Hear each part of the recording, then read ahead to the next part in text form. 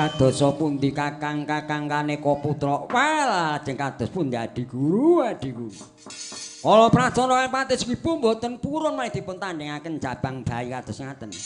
Nyuwunipun kedah dipun agengaken supados saged gebak ngenipun Bandayuda. Oh inggih. Nggih Empura Mayadi kula timbang dawuh. Saiki dina iki jabang tetuka iki mara cemplana kawah Candra Dimuka jedinen karben bisa sekti mandra guna lan bisa sinengkake marang kadewasaning jabang inggih mboten ngestakaken dawuh. Rama kula namung kula gadah panyuwun sedaya para Jawata supados sami nglepasaken wujuding senjata pusaka ingkang landhep-landhep kula atun nyemplungaken wonten kawah supados saged amimba sektinipun jabang. Ya wis aja wasum langkit ayo nggih.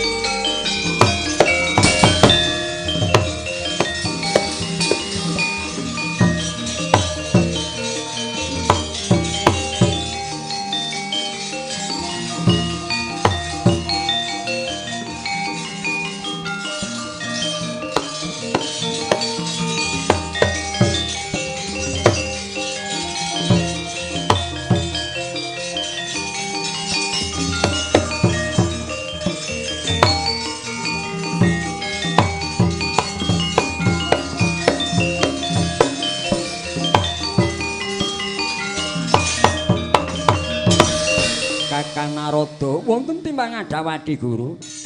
Sakmenika tetuka sampun dipun jedhi wonten ing kawah Candra Dimuka. Badhe kula kenten wujuding busana kangge usananipun pun tetuka menika. Monggo glatir paring busana dhateng pun tetuka.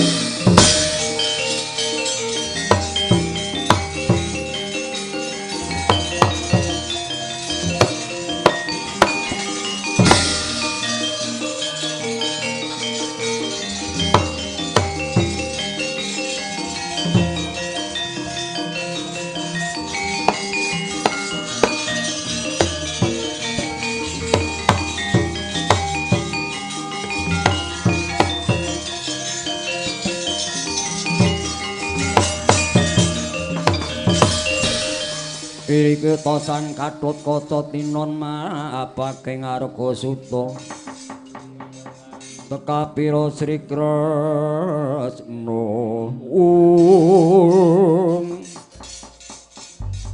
Ya jagat ya dewa Bathara asisaning Bathara jagat. Iku ana menungsa loro ngadhep ana ngarepku, kowe jenengmu sapa? Lan aku jenengku sapa? Wela dalah. Kakang Narada, weh, kula timbangan Dawadi Guru wangune bocah menika tasih alit sejabang nggih mboten pun jamak imrahipun dereng saged basa, dereng saged tata krami. Inggih mboten dados menapa Di Guru. Nggih. Sira iku aranmu Jabang Tetuka ya nggih. Aku jenengku Tetuka. Lah kowe sapa? Ulun Bathara Guru, aku iki ratuning dewa. Lah kang lenggah ana mburimu sapa? Aku Bathara Narada ya nggih. Wah, dalah ya ya. Mengkene nggih mangertiya.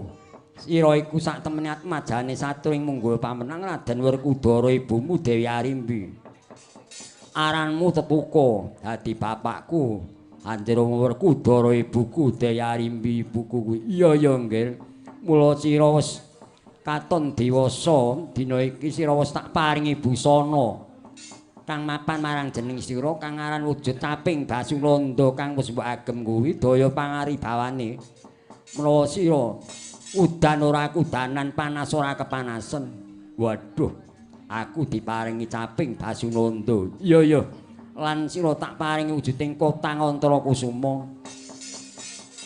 Mula sira bisa mabur tanpa sesocota tanpa sutang. Dadi aku nganggo Kotang Antrakusuma aku bisa mabur. Iya, sira bisa mabur mletik tanpa sutang.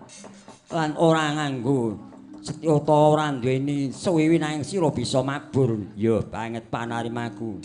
Lan sira ndak paring wujuding ya kuwi walungsungane Hyang Nanta Boga kang mapan ana sakjroning kulit sak jabaning daging kuwi daya panguwasane sira lamun ngambah ana lemah sangar kang wingit-wingit boyo ora dadi boyo pengopo sangar ilang musna bisa tawa tawar-tawi.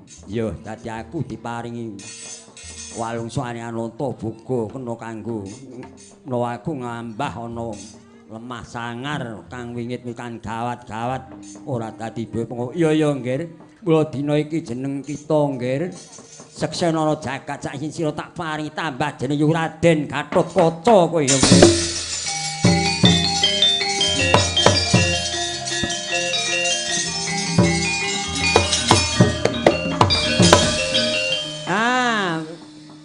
Tetuka sira wis ditambahi jeneng ya kuwi si Gatotkaca. Aku ya titip jeneng. Ya kuwi jeneng tak paringi jeneng ya kuwi Kaca Negara lan Raden Sutana wis ora usah disampaki wae. Yo banget panerimaku aku diparingi jeneng Kaca Negaran. Gatotkaca lan Sutana. Ya. Wis dina iki ngen ngemban perintah Adi Guru kita kinen ngarah senane Prabu Kalapracana lan Patih Sekipu. Iya ngen mara gagi nggak papakno. Ratu ngiling wesi Prabu Kalapracana lan Patih Sekipu padha sirnakna. Kuwi dadi keliliping jagat lamun sira bisa nyirnakake Nalendra ngiling wesi Prabu Kalapracana lan Patih Sekipu Seksenana. Besok temekane wayahning mangsa kala sira tak kepiyake dadi ratu ning kayan Silakanda Warubinangun ya nggih. Ya.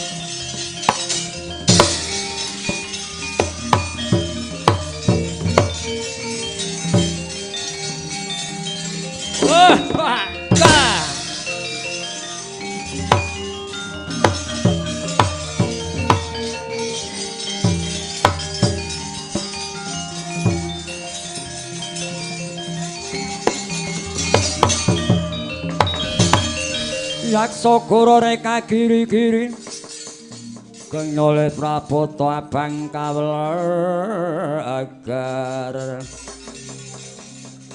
mangwa mungsul aminta awan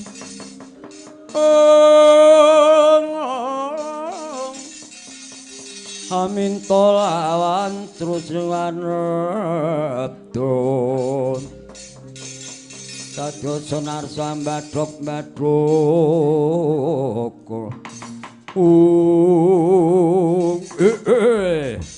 Om titiang lodra Mas Patik Raja Dewakuya wangune iki ana satria bagus wah mencorong guayan melang-melang pundake sak tebok dadane kowe jenengmu sapa kowe yen takon Raden Gatotkaca kowe sapa Nalindra ngiling wesi Prabu Kalapracana.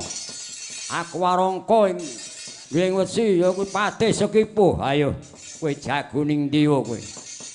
Ya janji Bathari Sarawati ra diwenehake. Jongkeng so mati anut lakon kene.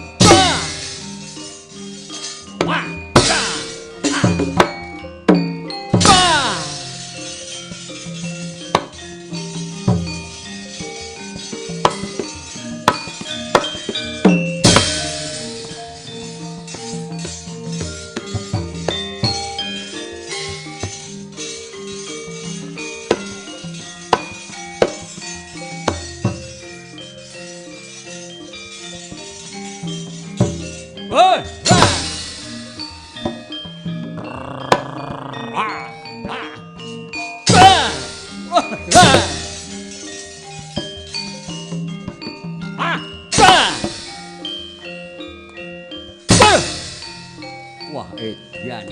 Wah.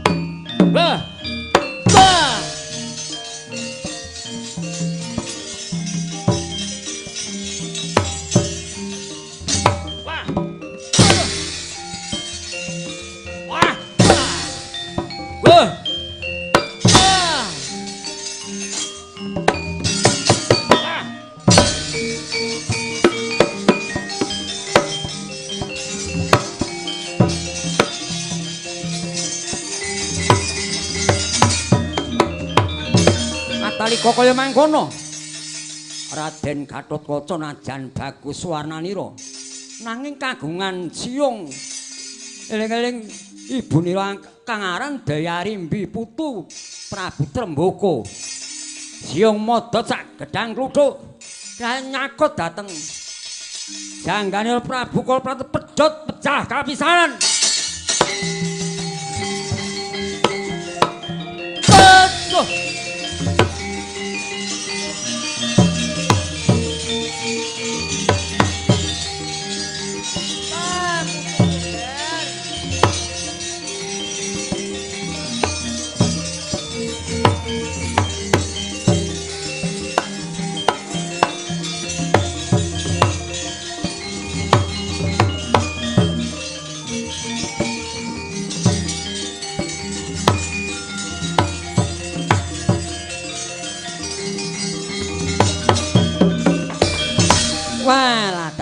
Sekti Mandraguna tenan kowe ngger wong bapakmu Werkudara. Satria gegirisi.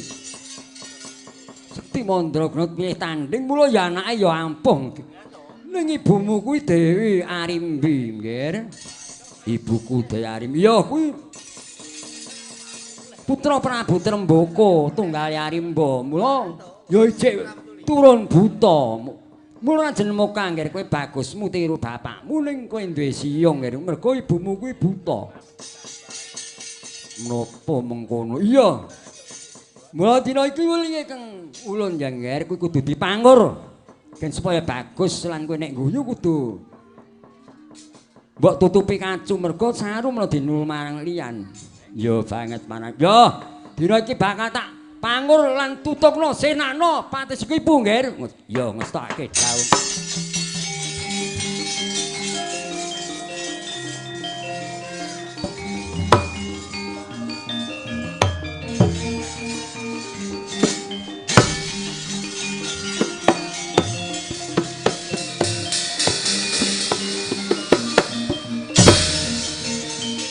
Wes tutupno ngger.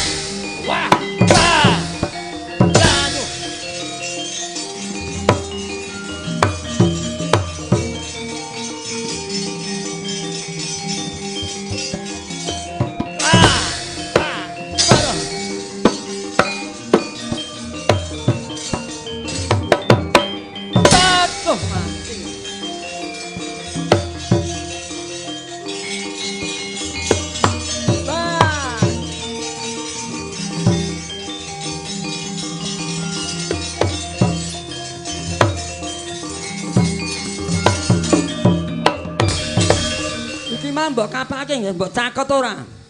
Untuk wis mbok pangurake nek nggo nyakot. Oh, lah ta iya ya. Lah mbok kapake mau? Tak untir gulune. Waduh, Pak. Ya tangane ngungkuli gunting landhepe wis to. Pedhot gulu wis atur ayo ngadhep ngersane di guru, Nger. Iya.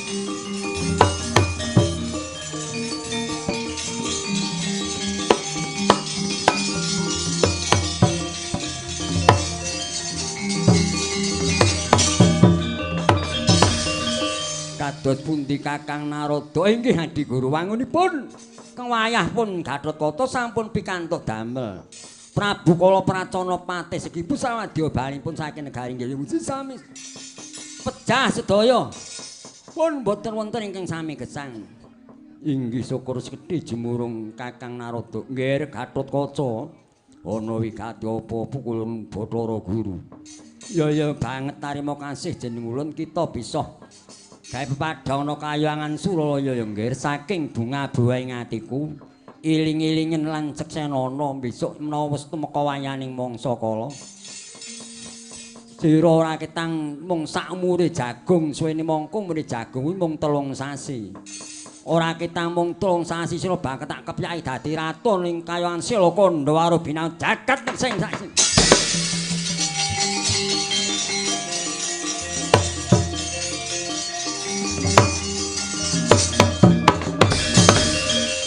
Ya banget panarimaku sang wong pukulun Bathara Guru. Yen mengkono aku arep bali nang Arca padha goleki bapakku Werkudara ibuku Dayari Pincun.